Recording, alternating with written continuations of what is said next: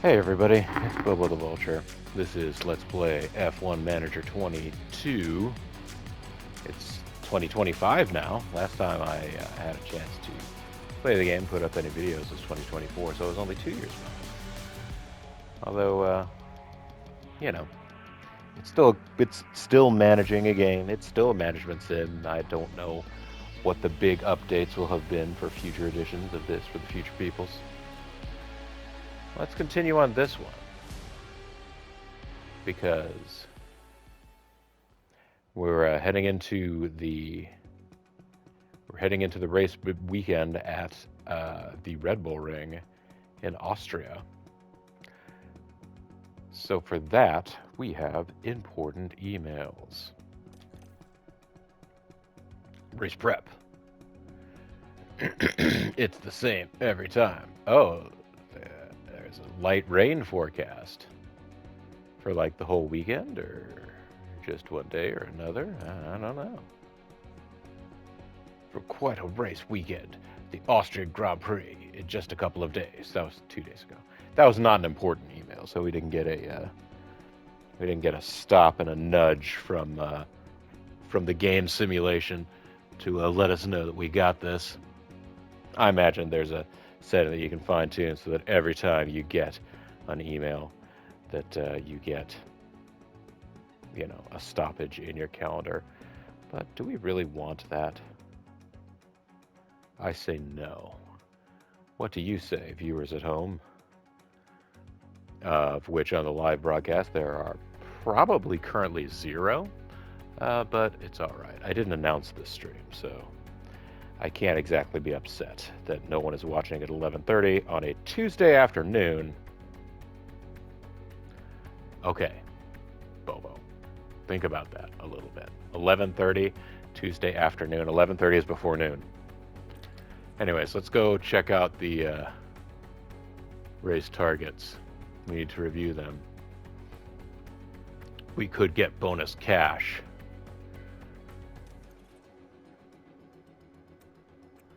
Our target qualifying position would be 15th. Or yeah, 2 in the top 15. We could get an extra almost 200 grand. No, we're not doing that. We've never done any of that, so. Can we get one driver to finish above 15th? Probably not. Hey, Ald. Could we have a finish position streak? The potential reward of that is 2.2 million. It's not going to happen. Hot streak target of 5. No. None of this is happening. I mean, oh, by the way, Ald, if the audio sounds good, bad, or indifferent, you be sure and let me know.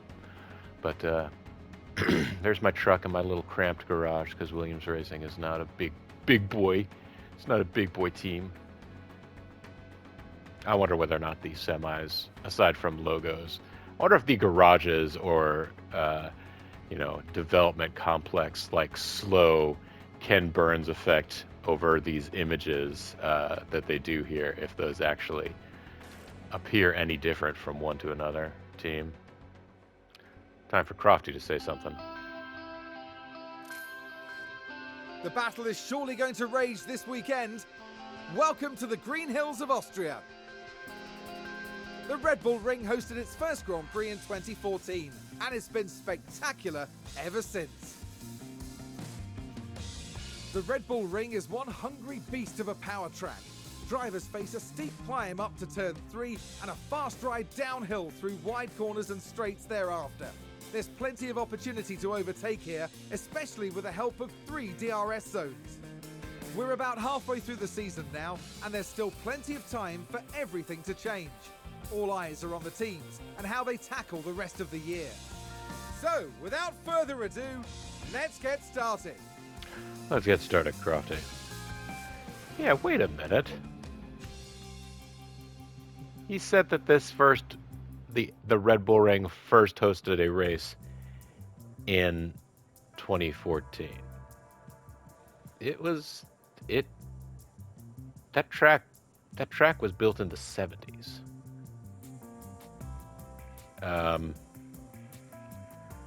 Or maybe even before that. It used to be called the A1 Ring. It did not have title sponsorship, and I think it did go under some major renovations, but that same plot, that track de land, has been used for the Austrian Grand Prix before Red Bull's involvement. I had the question there as to whether or not I've changed equipment. I haven't, but oftentimes I am playing this at night when I'm trying to be very quiet, and so I have to adjust the volume levels of things so that I can speak more quietly, so I don't wake anybody up by accident. So, no, rain is expected for race day, the rest of the weekend. Yes, before it was named for steak sauce, the A1 Ring, or for A1 Alistair Rouse, who was like a minor. Oh, I feel like that's insulting to say to the poor man. He got on television as a professional wrestler. That he was a part of the... Oh, and then for this first session, we're putting Jack Aitken in the car. He will have not gained any experience yet, but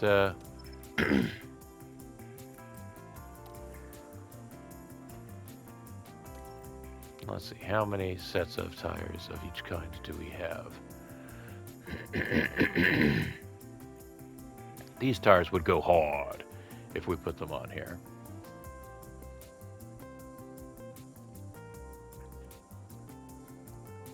I'll get him mediums. We're going to start with mediums for the first test session, and then we'll use hards for the second session, so that the one thing that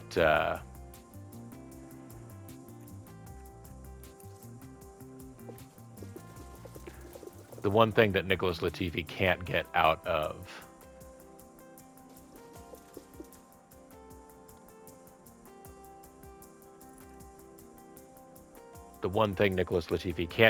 Jack Aitken driving the car around for him. He could get information about the car and the best way to have the car set up, which is actually kind of strange because that should be an individual preference thing for every driver. Every driver has different things that they like, you know, down to details like my foot isn't as strong as the other guys. Could I have less brake pressure? Or things like, I don't like my car to turn quite as much as this other guy. Can we maybe make adjustments to the wings for that effect? But that's fine. I'm going to go ahead and for consistency's sake, I will keep him on the same basic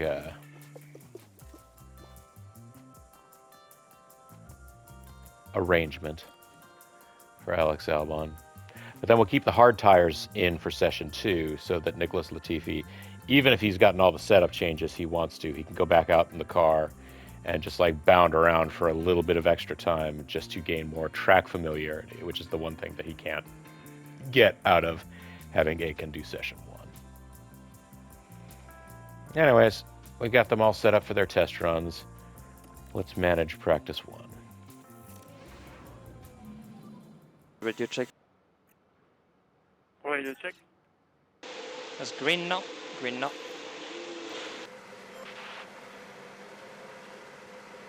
Now, time has stopped. And yet, there he goes.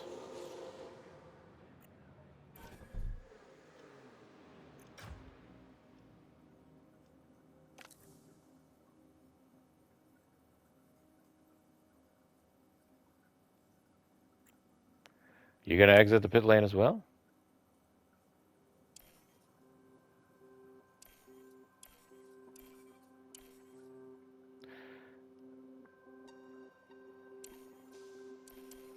Oh, I never actually stopped time, did I?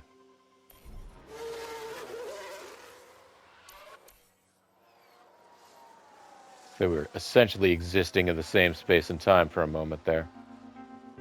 At least in theory. Looks like they neatly spaced them out on their own. So there you go, the animation for them leaving the pits, even though time is, in theory, frozen, they go ahead and play that for you. Oh, you just spun. Let's take a closer look. Now we see the Williams here.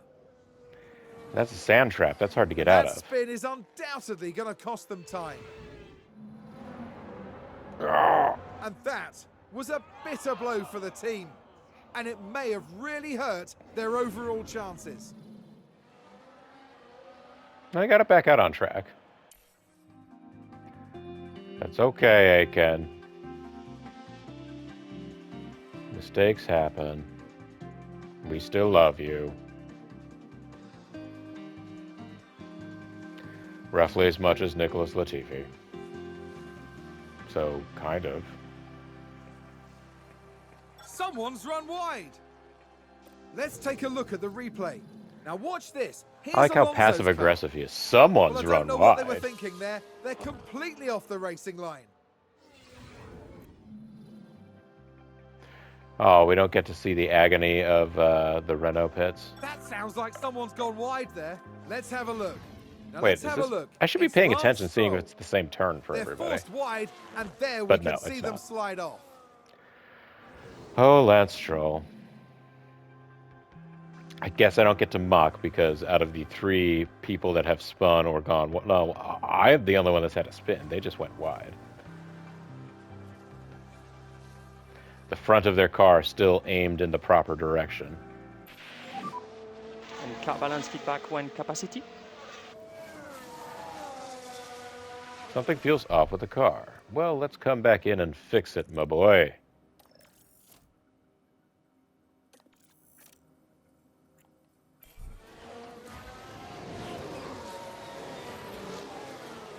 Oh, he's got kind of a conga line behind him there, huh?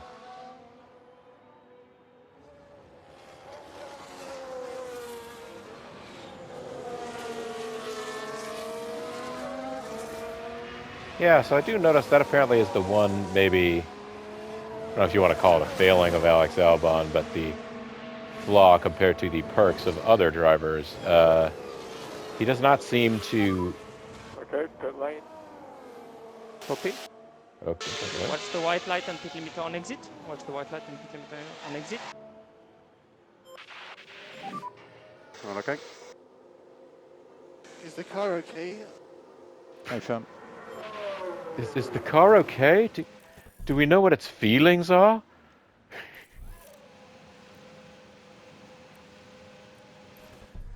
Oh, let's freeze space-time, then come back in and see what's going on with this car.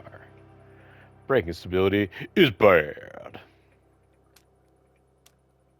No, that's going the wrong direction for certain things. Is the car okay? Has it had recent trauma?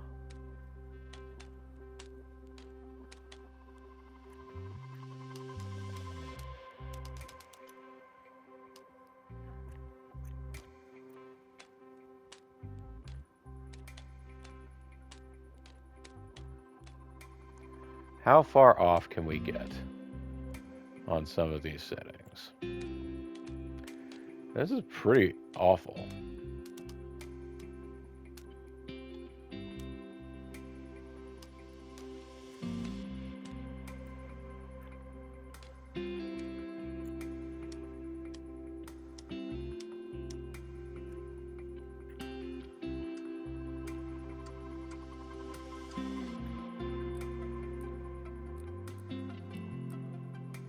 Okay, tow out really only changes the one.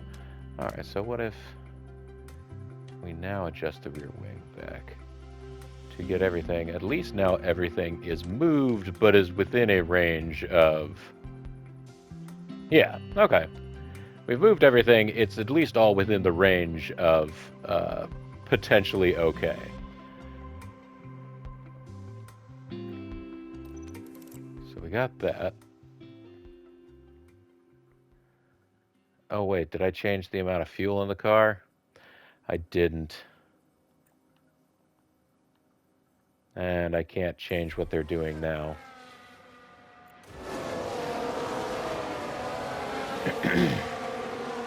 Come on in, El Bunny-O.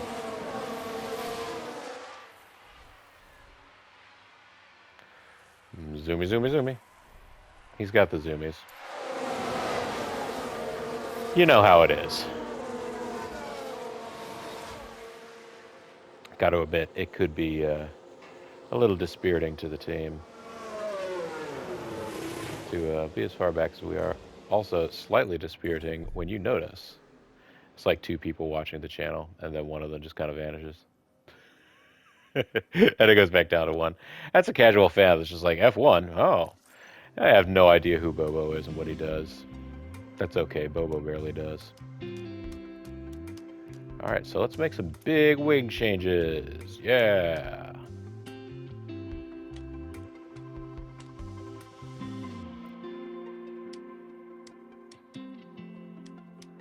I'll keep the NR roll where it is.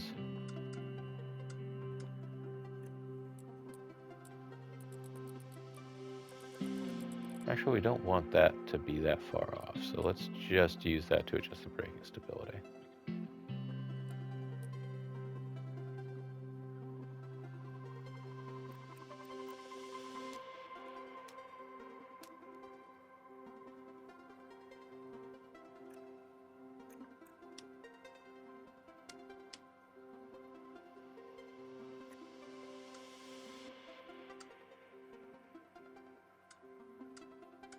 Yeah, that's great. I think this is, well,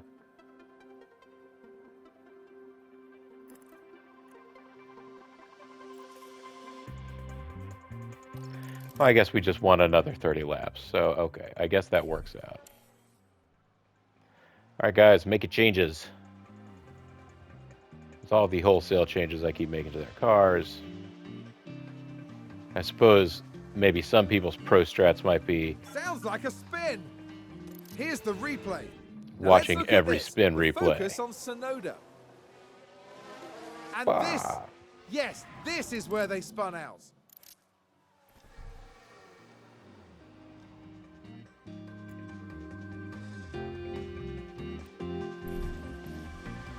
Nope, not what I meant to do.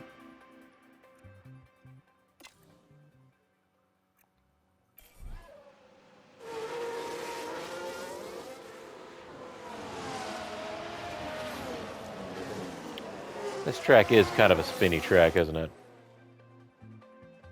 There we go, everybody. I think locked up there. I'm trying to keep it steady. Well, keep it steady, buddy. Keep it ready steady, Freddy. Is that a lockup? We can take a look now. Now we see the Williams here. Whoop. It's a He just lockup. went bubbly bubbly. And that could be costly.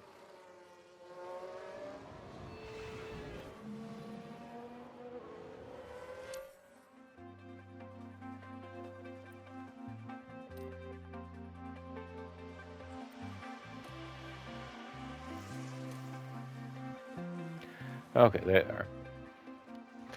Might be good if they had an ability to. I think we've had a car run wide. Let's see Stroll, what happened Stroll there. Now again. let's have a look. It's Lance Stroll. They've taken that far too wide, and now they're paying the price. That's all right. If Stroll is really struggling, he's one of the guys that, in theory, is a rival of ours. Although, the moment we scored points, they started saying, "Oh, you're no longer a rival to any of the other teams that are down at the dregs, not scoring points on any given basis or any given day." So he's hit his practice goals already. Jack Aitken has gained as much extra experience as he's going to. And yeah, no, you notice even though he went out later than Alex Albon, he is still he's going to get to 5 out of 5 feedback bucks before Albon does. When you have it, give me feedback on balance. Car feels pretty good. Hey, that's the direction we like to see things go. So now, if we put Latifi into it back in the next sector, or the next session, you could say, well, Aitken said it felt good. What's wrong with you? Oh no, the yellow flag going to influence Albon's ability to get a feel for the car, because he won't be able to run it flat out around the track, the entirety of the track? I guess we'll find out. In 1 minute, there's a 35% chance of rain. That could be interesting.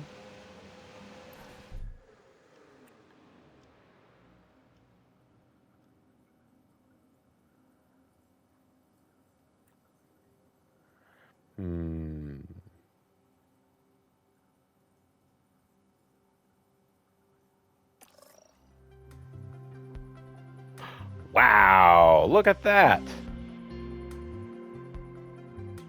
Aitken nailed it on this setup. I'm going to pretend that he had some say in the changes that I made. Like he came back and said, oh, well, here's what we could do to fix the oversteer. No, it turns out he's got it down. So basically, we don't want to move over the top bar at all, oversteer. We only want to make minimal changes to the middle three, and then we got to put straight. Well, we got to put traction and straights back into their respective bands.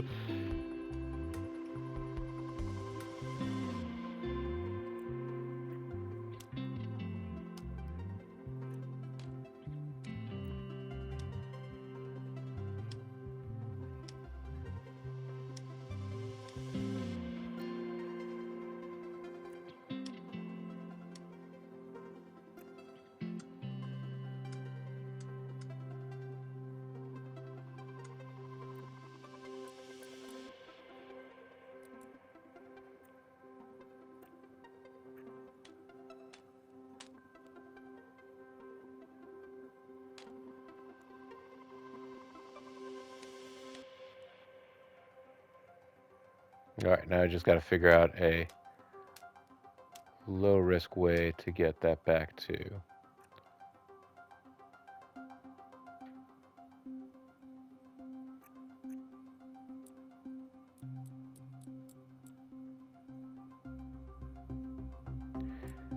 This could be good.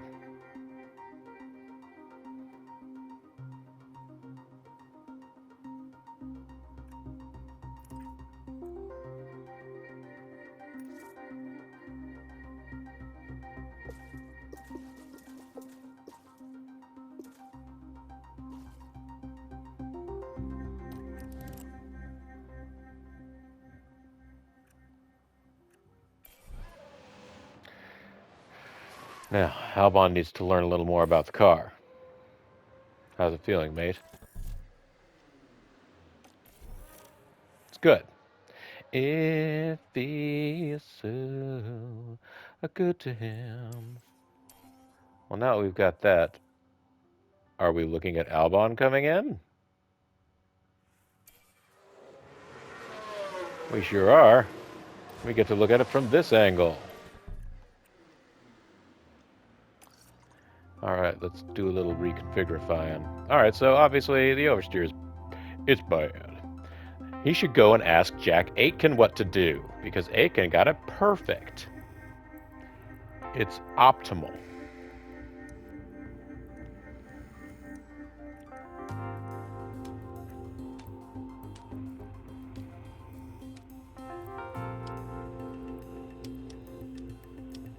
This anti-roll distribution was all the way over there, but it seems to be doesn't really seem to be changing things in the same respects.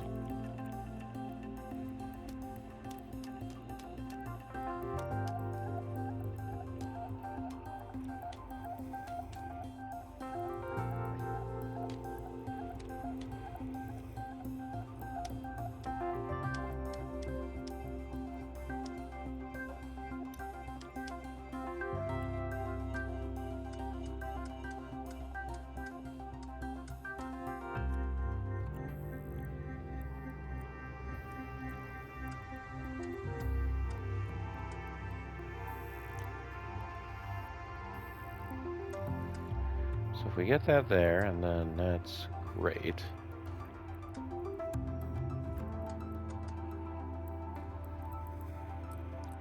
Todd is just going to change the braking stability.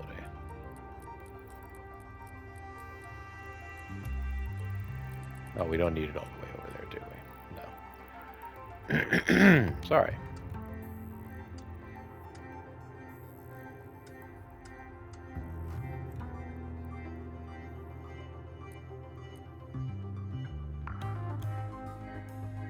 That's pretty good. Little tiny tweaks.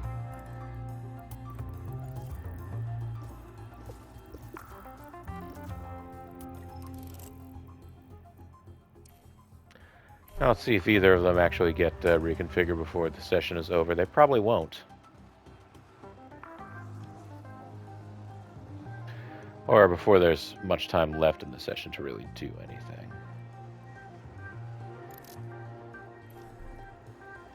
6 minutes, you get like 3-4 laps in, wouldn't you? You get like 5 laps. That's not really enough to get much other than to say you got in and drove around. So let's go ahead and just while out the session here.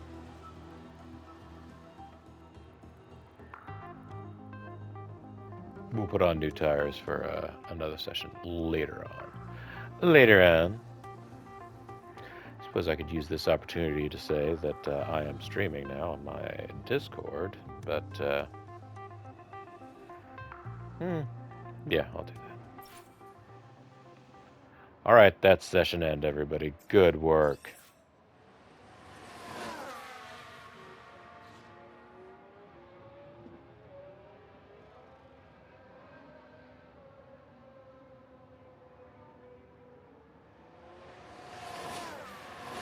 All right, come on. Let's end the session.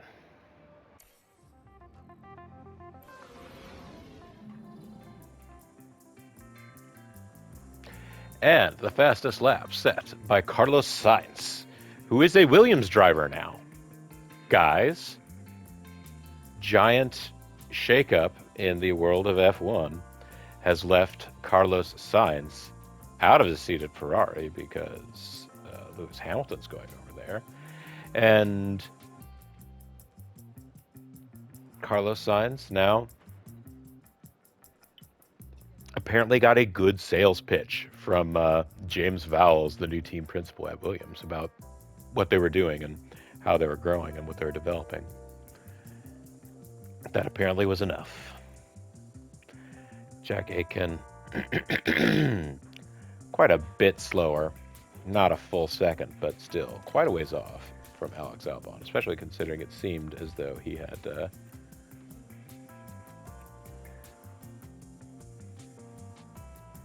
so he maxed out his experience and the car parts knowledge. Those guys have great car parts knowledge now. Their setup confidence is obviously a question mark because I finished doing the setup tweaks during the first part of the session. So I'm going to cut this one off for YouTube. So when we come right back, it's going to be time to go into free practice 2.